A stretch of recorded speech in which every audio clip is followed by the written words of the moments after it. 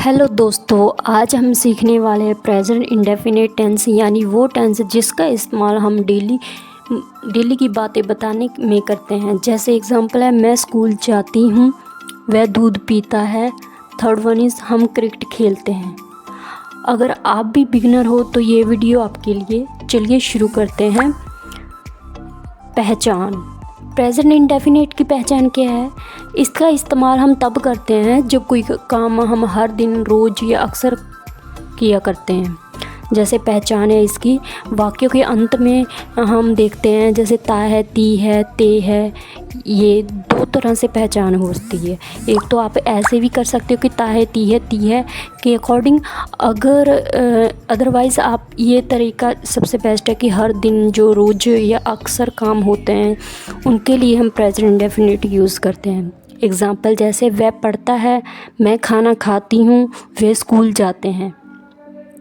ठीक है, उसका पढ़ने का रूटीन का काम है, खाना खाने का भी रूटीन का काम है और स्कूल जाने का भी रूटीन का काम है। तो ये क्या है? प्रेजेंट इंडेफिनिट टेंस है हमारा।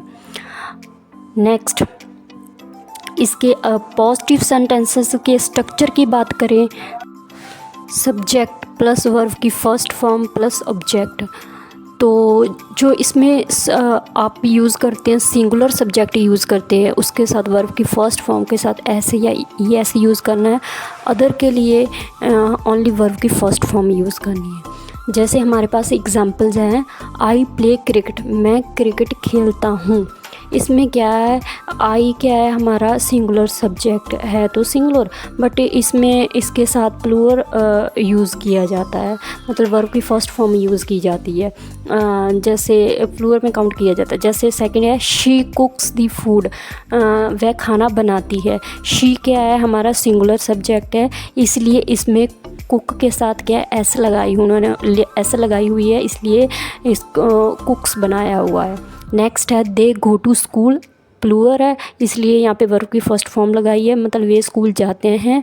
ही वॉचेस टीवी, वह टीवी देखता है। ही क्या है? एक हमारा सिंगुलर सब्जेक्ट है, इसलिए वॉच के साथ ES लगाया हुआ है, वॉचेस लिखा हुआ है टीवी।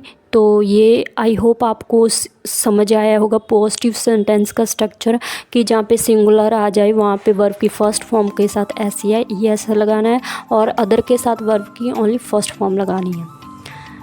नेक्स्ट है हमारा नेगेटिव सेंटेंस। अगर हम नेगेटिव सेंटेंस की बात करते हैं तो इसका हमारे पास जो स्ट्रक्चर होता है सेम होता है, बस आपने क्या है, सब्जेक्ट के बाद डू डज़ यूज़ करना है, प्लस नॉट, डू डज़ के आफ्टर आपने नॉट यूज़ करना है, प्लस वर्ब की फ़र्स्ट फॉर्म यूज़ होनी है।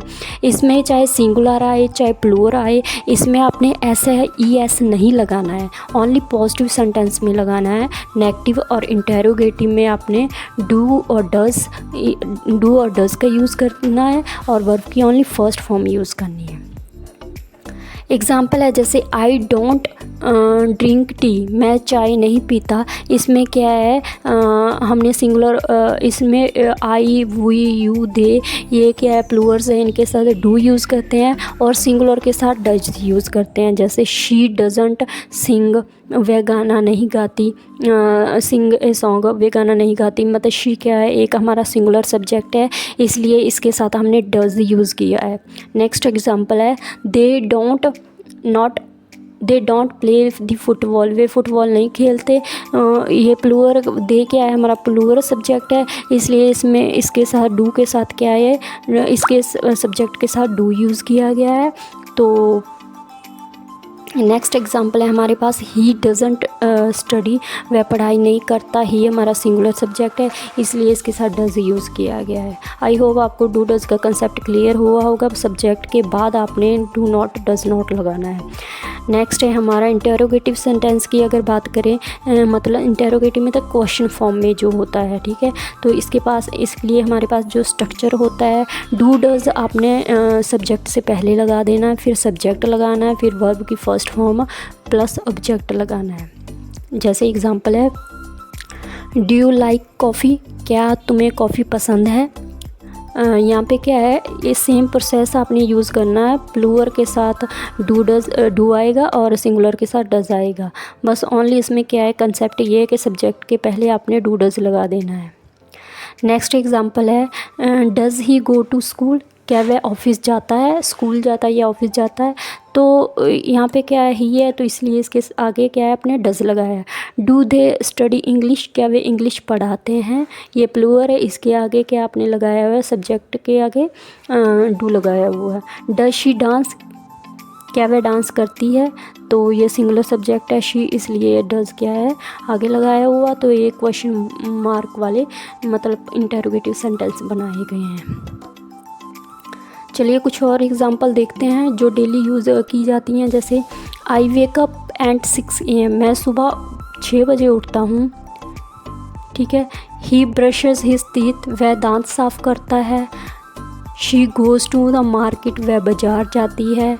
We eat lunch at 1 PM, हम दोपहर 1 बजे लंच करते हैं। दे प्ले आउटसाइड, वह बाहर खेलते हैं। तो आज आपने सीखा प्रेजेंट इंडेफिनिट टेंस का सही तरीका। अब आप रोज़ अपने रूटीन को इंग्लिश में बोलकर प्रैक्टिस करें।